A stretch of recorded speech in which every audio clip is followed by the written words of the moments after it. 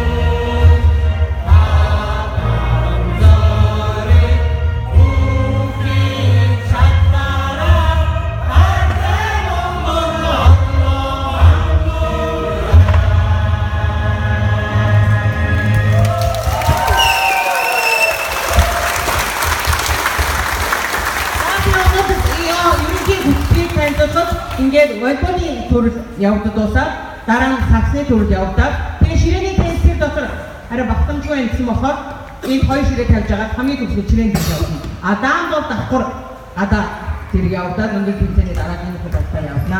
За баг амирчтай